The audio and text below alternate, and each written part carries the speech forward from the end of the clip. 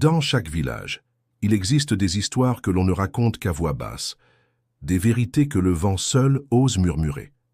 Ce soir, je vais vous parler de Kenny, une jeune fille au destin brisé par le silence et l'injustice, une âme oubliée mais jamais vraiment disparue.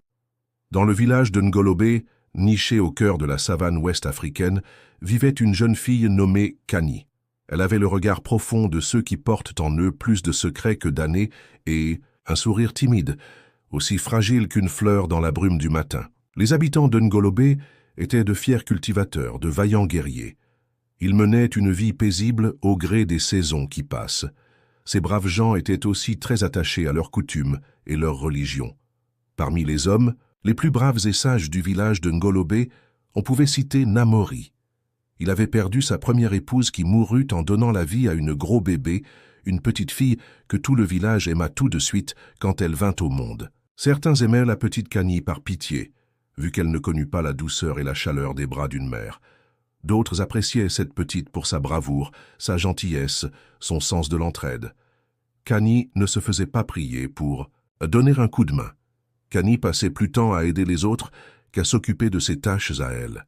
Elle se faisait parfois sermonner par sa belle-mère qui lui disait à chaque fois « Kani, ton excès de gentillesse te coûtera cher un jour ».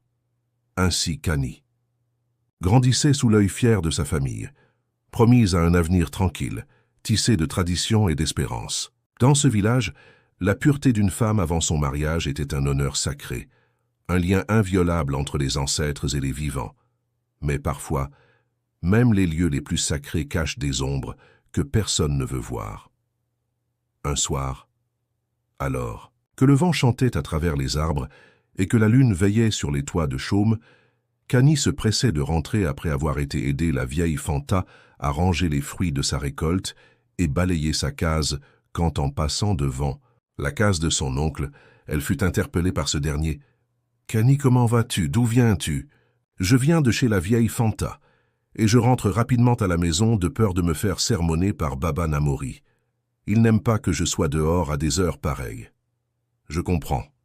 Mais peux-tu venir quelques minutes dans ma case m'aider à retrouver les pièces d'argent que je cherche depuis un moment. »« Ok, Baba Demba, je vais t'aider à les retrouver, mais nous devons faire vite. » Kani se précipita dans la case de son oncle Demba, et l'innommable se produisit. Dans le secret étouffant d'une nuit sans témoin, Kani fut brisée par celui qui aurait dû la protéger, son propre oncle, le frère de son père. Un acte cruel, souillé par le silence et la peur. Kani rentra silencieusement ce soir-là et ne raconta sa mésaventure à personne. Comment aurait-elle pu? Dans ce monde où les mots d'une fille valaient moins que l'honneur d'une famille, son cri resta enfermé, dans sa poitrine, étouffé par la honte et la terreur. Les jours passèrent, les mois aussi, et personne ne sut ce qui se passa ce soir-là. Arriva enfin le jour du mariage de Kani. Tous les villageois étaient endimanchés de leurs belles tenues préparées pour l'occasion. Les tambours résonnèrent, les danses illuminèrent le ciel de poussière et les chants ancestraux s'enchaînèrent. Ce fut ainsi pendant 3 jours et 3 nuits. Le soir du 3e jour, les tambours cessèrent au crépuscule. Le mariage devait être consommé. Si, comme à l'accoutumée, le pagne blanc était taché de sang, la fête reprenait de plus belle. Mais cette fois, un frisson glacé traversa l'assemblée. La gardienne des traditions avança tête baissée avec le pagne. Elles l'ouvrirent en écartant les bras. Le village tout entier détourna les yeux. Sans chercher à comprendre, sans poser de questions, ils la condamnèrent. La couleur rouge sur un fond blanc est bien visible. En quelques secondes, ils virent tous qu'il n'y avait pas de sang sur le pagne blanc. On n'entendit plus que des murmures dans la foule qui était prête à poursuivre la fête. Le soir même, Kani fut chassée du village, traitée comme une malpropre, une paria, comme un virus dont il fallait se débarrasser. Elle s'en alla en courant car elle eut peur des représailles de son père. Les années passèrent. Le nom de Kenny ne fut plus prononcé, effacé des mémoires comme une malédiction. Elle disparut dans le noir ce fameux soir, emportant son secret comme on porte une pierre au fond du cœur. Mais le temps, comme toujours, finit par dévoiler ce que les hommes veulent enterrer. Après le départ de Kenny, la vieille Fanta tomba, malade. Elle souffrait d'une maladie qu'aucun guérisseur ne put soigner.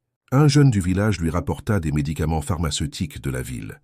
Rien ne changea, car en réalité, le mal qui rongeait la vieille Fanta était la culpabilité. Le soir où Kani fut abusée, la vieille était silencieusement cachée derrière un arbre.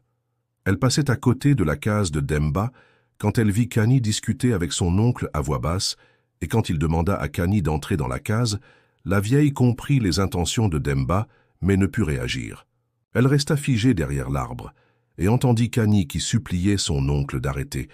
Ce soir de pleine lune, n'en pouvant plus, elle se décida à parler.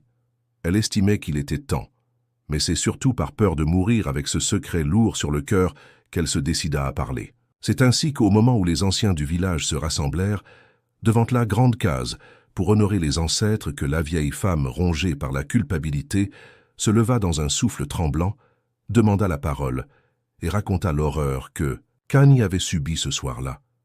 Les anciens, frappés de stupeur, sentirent le poids de leurs erreurs abattre sur eux comme une pluie lourde sur les toits. Le père de Kani leva ses mains au ciel, puis attrapa sa tête. Il crut qu'il allait s'effondrer. De douleur, de culpabilité. Tous sans exception furent pris de ce même malaise, car personne ne donna l'occasion à Kani de s'expliquer ce soir-là. Le nom de Kani résonna de nouveau, non plus avec honte, mais avec une douleur déchirante. Malheureusement, Kani n'était plus là pour entendre leurs regrets. Pendant des jours et des mois, la culpabilité planait sur le village de Ngolobé tel un nuage qui refuse de se dissiper. Les habitants de Ngolobé ont fini par reprendre leurs habitudes, mais l'histoire de Kani était racontée à voix basse aux enfants, surtout aux petites filles. On les encourageait à ne pas garder le silence quand il se passait des choses avec les adultes. Demba, l'oncle de Kani, avait subi la colère des dieux. Il a perdu la raison. Il errait dans le village sans vêtements, mange dans les tas d'ordures et raconte des histoires que lui seul comprenait. Mais dans ce qu'il raconte, le nom de Kani revient constamment.